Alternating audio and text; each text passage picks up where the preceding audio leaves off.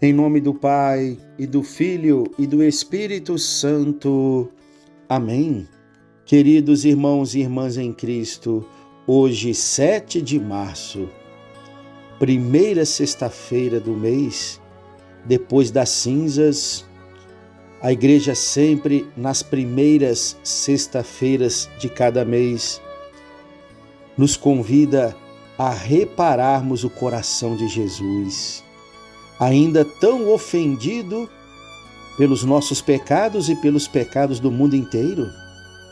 Por isso, toda primeira sexta-feira do mês é um dia especial para participarmos da Santa Missa e, tendo se confessado, poder comungar o corpo do Senhor e oferecer esta Eucaristia em reparação ao coração de Jesus, ainda tão ofendido pelos pecados da humanidade. Quando Jesus, no século XVII, aparece para Santa Margarida Maria de Alacoque, fez esta promessa, que todos aqueles que participarem da Santa Missa nas 9 primeiras sextas-feiras de cada mês, tendo se confessado, estando com a sua confissão em dia e comungado em estado de graça, oferecendo esta sagrada comunhão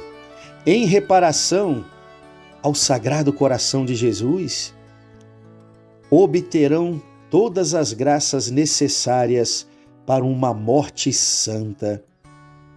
E quem é que não deseja um dia, quando Deus nos chamar, uma morte santa? Como São José teve, como Nossa Senhora teve e tantos outros santos que morreram em perfeito estado de graça, tiveram uma morte santa e por isso foram direto para a glória dos céus. Saibamos fazer uso desta tábua de salvação, que é a novena perpétua ao Sagrado Coração de Jesus, porque é uma novena perpétua que só vai acabar quando terminar a nossa vida neste mundo e Jesus nos chamar para a sua presença.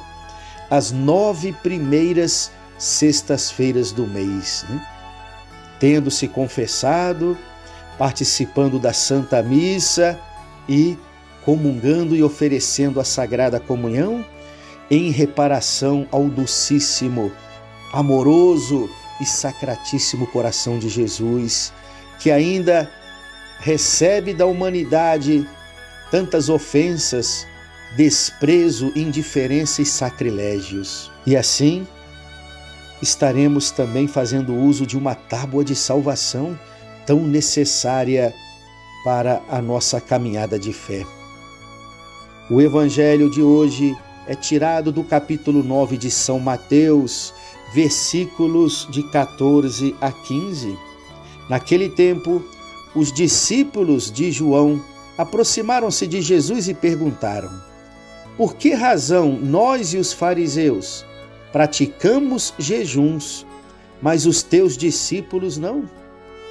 Disse-lhes Jesus: por acaso os amigos do noivo podem estar de luto enquanto o noivo está com eles?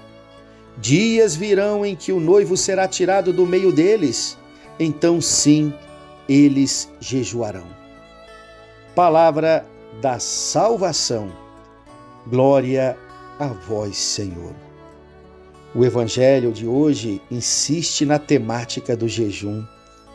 Apresenta Jesus como noivo, ou seja, o Messias tão esperado por Israel. O jejum, naquele momento, não cabia aos discípulos de Jesus.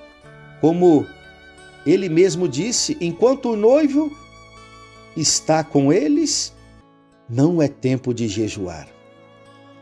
Somente quando Jesus for tirado do meio dos seus, e aqui há uma referência direta à cruz de nosso Senhor, o mistério da sua paixão, então os discípulos deverão jejuar. Sim, desde o Antigo Testamento, os profetas anunciavam a vinda do Messias como as boldas de núpcias entre o Messias e Israel. Ele viria para estabelecer com o seu povo uma nova e definitiva aliança. E agora, quando Jesus é questionado pelos discípulos de João Batista e também pelos fariseus, porque parecia que Jesus, juntamente com os 12, não estavam dando muita atenção à prática penitencial do jejum, Jesus vai responder o porquê. Pode-se jejuar numa festa de casamento enquanto o noivo está junto com seus convidados? Realmente, hein? Quem é que recebe um convite para ir numa festa de casamento, decidido fazer jejum em plena festa? Seria até um desrespeito para com os convidados.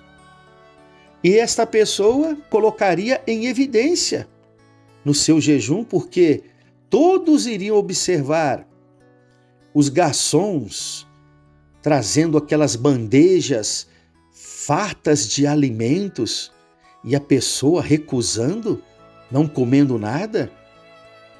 O seu jejum perderia o valor, porque todos saberiam que esta pessoa estava jejuando, além da indelicadeza para com os noivos. Ninguém jejua numa festa.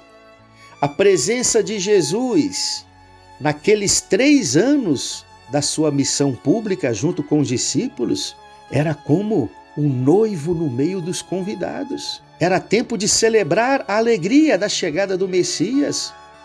Era tempo de celebrar o júbilo da presença do Salvador no meio deles. Mesmo que os discípulos ainda naquele momento não tivessem plena consciência de que Jesus era o Messias. Jesus depois vai dizer: dias virão em que o noivo será tirado do meio deles, então sim, eles jejuarão. Como eu disse, uma referência direta ao mistério da paixão de Jesus. Através da sua morte de cruz, Jesus, o noivo, foi tirado do meio dos seus convidados. O Messias foi tirado do meio dos discípulos, mas ele ressuscitou no 3º dia. E aí eu pergunto para cada um de nós: então, com a ressurreição de Jesus, já não é mais tempo de jejuar?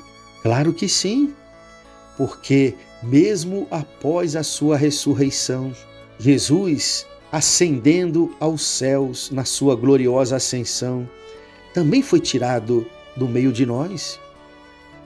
Não está mais presente fisicamente como ele estava naquele momento na vida dos seus discípulos. É claro, Jesus, como ressuscitado, continua presente no seio da sua igreja. Ele mesmo nos deu essa certeza quando disse: onde 2 ou 3 estiverem reunidos em meu nome, eu estarei no meio deles. Através da igreja, esta presença do Cristo ressuscitado se prolonga no meio da história. Por isso que Jesus quis deixar a sua igreja como sacramento da sua salvação. Essa história que muitos dizem para justificar o seu relativismo em relação à Igreja Católica e a sua falta de adesão à Igreja Católica, dizem: não é igreja que salva, nenhuma religião pode salvar. A Igreja Católica pode nos salvar, sim.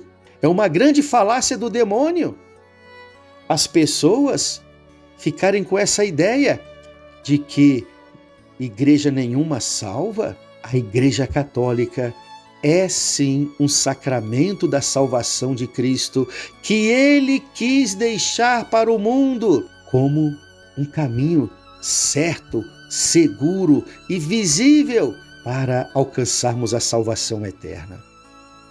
É claro, aqui eu preciso fazer uma distinção. Não é a Igreja Católica em si que nos salva, mas todos os meios excelentes que Cristo quis deixar na sua igreja para o nosso caminho de salvação. Sim, na Igreja Católica temos todos os meios necessários que Cristo quis deixar para a nossa salvação eterna. Na Igreja Católica temos os 7 sacramentos, algo que nenhuma outra igreja possui. Na Igreja Católica, entre os 7 sacramentos, é a única que possui a Eucaristia, a presença viva, real e substancial do corpo, sangue, alma e divindade de nosso Senhor Jesus Cristo. Na Igreja Católica temos ainda a Palavra de Deus, a Bíblia completa, a revelação completa que Deus quis deixar para nós. Os 73 livros que compõem o cânon da Sagrada Escritura. Na Igreja Católica temos a intercessão especial da Virgem Santíssima, Mãe da Igreja e Mãe de todos nós, filhos desta Igreja, que é o corpo místico do Cristo, ao qual nós fazemos parte como membros deste corpo desde o dia do nosso batismo. Sim, nós temos uma mãe. Nós não desprezamos esta mãe. Nós não consideramos ela uma mulher qualquer. Ela é a escolhida entre todas. Ela é a mãe da igreja. Ela é exemplo de discípula para todos nós. E a perfeita discípula do seu filho. Como Santo Agostinho uma vez disse, Maria não quis se fechar apenas no privilégio da sua maternidade divina, sendo aquela que gerou o Filho de Deus, mas quis dar um passo além na fé, para servir de exemplo para todos os seguidores do seu Filho. Além de mãe, ela quis também se tornar discípula do seu Filho, e como discípula, ela foi a mais perfeita. Palavras de Santo Agostinho. Na Igreja Católica temos também a intercessão e a comunhão com todos os santos, aqueles que são para nós modelos de cristãos, modelos de seguidores de Cristo, e muitos destes santos derramaram o próprio sangue para não renegarem a sua fé em Cristo. Na Igreja Católica temos o ensinamento dos apóstolos, a tradição apostólica, que há mais de 2000 anos nos faz beber de uma única fonte, a fé dos apóstolos. E o testemunho deles que fez com que o Evangelho chegasse até nós. Então, não caia nesta falácia, meu querido irmão, minha querida irmã, dizendo aquilo que muitas pessoas dizem, porque não possuem uma fé verdadeira, que igreja nenhuma salva. A igreja que Cristo quis deixar para este mundo, como sacramento da sua salvação, ela nos salva sim, pelos meios que Jesus quis deixar na sua igreja para nos auxiliar em nosso caminho de conversão e de salvação. Respeitamos a fé, o credo de todas as pessoas que fizeram a opção de não serem católicos. Mas eu te convido hoje, no jejum desta sexta-feira, no dia de penitência da primeira sexta-feira da nossa quaresma, te convido hoje a agradecer a Deus pela graça de ser católico. É a maior graça que recebemos de Jesus, porém, também é uma grande missão que Jesus nos confia, de sermos hoje as testemunhas fiéis dele, do seu Evangelho, e ajudando muitas pessoas que estão vivendo aí como ovelhas perdidas a encontrarem o caminho da igreja verdadeira de Cristo, a Igreja Católica, porque encontrando o caminho da igreja de Cristo, encontrarão o próprio Cristo. Louvado seja o nosso Senhor Jesus Cristo, para sempre seja louvado. O Senhor esteja convosco. Ele está no meio de nós. Abençoe-vos o Deus Todo-Poderoso, o Pai e o Filho e o Espírito Santo. Amém. Hoje, sexta-feira, dia de jejum e de abstinência de carne.